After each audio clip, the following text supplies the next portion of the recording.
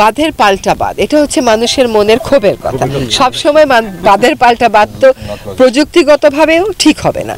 আপনার যখন পানি ভাগাভাগির বিষয় হয় বিষয়টা জটিল, কিন্তু যখন পানি ভাগাভাগির বিষয় না হয়, শুধুমাত্র অন্য দেশকে জানানোর বিষয় হয় যে এখানে বৃষ্টিপাত বাড়ছে, কিছুক্ষণের মধ্যে আমার বাঁধের দরজাগুলো খুলে দেবো বা খুলে যাবে, তোমরা প্রস্তুতি নাও, এইটুকুন জানাতে তো আপত্তি থাকার কোনো কারণ নাই।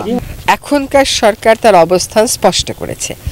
অবস্থানটা হচ্ছে যে এইগুলো দীর্ঘদিন ঝুলে থাকতে পারে না। 53 বছরে আমরা কেবলমাত্র একটা নদীর চুক্তি করেছি, যেটা আমাদের কিছুটা স্বার্থ রক্ষা করেছে, আরেকটা হচ্ছে ফেনী নদী, সেখানে আমাদের প্রতিবেশী দেশের স্বার্থ রক্ষিত হয়েছে। বাংলাদেশকে তার জনগণের অধিকারের কথা বলতে হবে। আন্তর্জাতিক নদীর উপর বাংলাদেশের যে অধিকার, সে কথাগুলো বলতে হবে।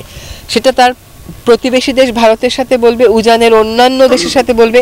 আমরা কিন্তু ভাটির দেশ, যদি চীন বলেন তাহলেও আমরা ভাটি, যদি নেপাল বলেন তাহলেও আমরা ভাটি, কিন্তু সকলের সাথেই আমাদের কথা বলতে হবে। আমরা আন্তর্জাতিক আইন মেনে সমাধানের চেষ্টা করব, কিন্তু যে আন্তর্জাতিক আইন আমরা মানার কথা বলি, সেই আন্তর্জাতিক আইন আমাদের সরকারই এখনো অনুস্বাক্ষর করেনি। কাজে আমাদের প্রথম কাজ হবে অনুস্বাক্ষরের ব্যাপারে একটা সিদ্ধান্ত নেওয়া। এখন আমরা কর্মকাণ্ডগুলো এমনভাবে পরিচালনা করতে হবে, সকলকেই বুঝতে হবে, যাতে আমরা যার সাথে সমঝোতায় আসতে চাই তাকে আমরা আলোচনার টেবিলে আনতে পারি। মানুষের অনেক ক্ষোভ আছে, অনেক রাগ আছে, মানুষের জায়গা থেকে সেই ক্ষোভ আর রাগের কথা বলবে, কিন্তু আমাদের যখন আলোচনার জন্য প্রস্তুতি নিতে হয়, তখন আমাদেরকে ওই বিষয়গুলো বিবেচনায় নিয়ে, মানুষের দাবিগুলো বিবেচনায় নিয়ে আলোচনার পথ যেন খোলা থাকে, সেভাবেই কথা বলতে হয়।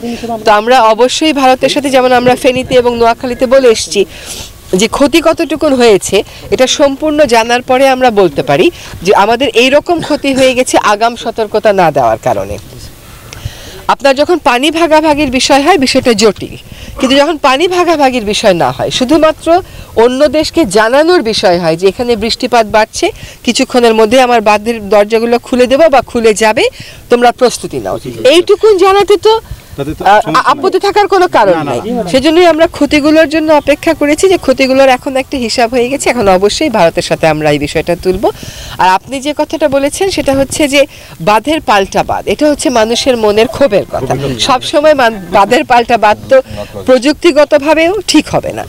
আমরা চেষ্টা করব যে বেসিন ওয়াইজ, যেমন ধরেন আপনি নেপালে সৃষ্টি হয়ে ভারতে হয়ে বাংলাদেশে আসলে, শুরু থেকে শেষ পর্যন্ত এটাকে দ্বিপাক্ষিক না রেখে এটাকে বহুপক্ষ মিলিতভাবে আমরা একটা নদীকে একটা অস্তিত্ব ধরে আমরা কাজ করতে পারি কিনা, সেটা যদি সময় সাপেক্ষেও হয়, সেখানে রাজনৈতিক প্রতিশ্রুতির ব্যাপার আছে, অঙ্গীকারের ব্যাপার আছে। কিন্তু আমার দেশের তিস্তাপাড়ের মানুষ কতদিন আর বসে থাকবে?